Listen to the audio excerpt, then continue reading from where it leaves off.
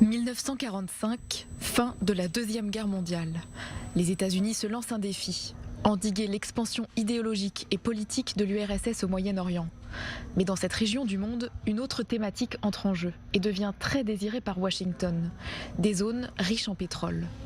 Pour les États-Unis, il s'agit donc de défendre les intérêts des Américains, mais aussi de créer des positions stratégiques dans les pays arabes du Golfe riches en hydrocarbures.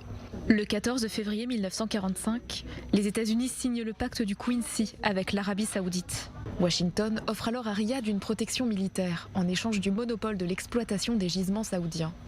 Plus tard, après la découverte des gisements pétroliers à Kirkouk en Irak ou encore au Bahreïn, des compagnies pétrolières américaines achètent des concessions au Moyen-Orient.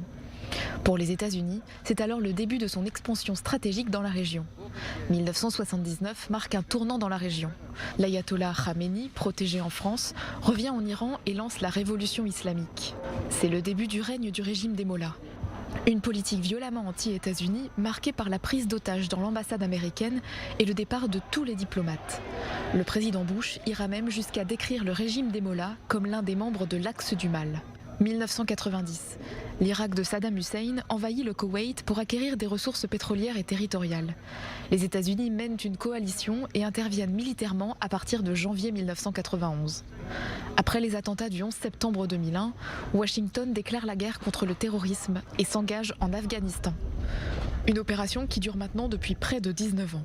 Depuis plus d'un demi-siècle, la présence des États-Unis au Moyen-Orient alterne donc entre intervention militaire directe, rôle d'intermédiaire dans les négociations et soutien financier et militaire.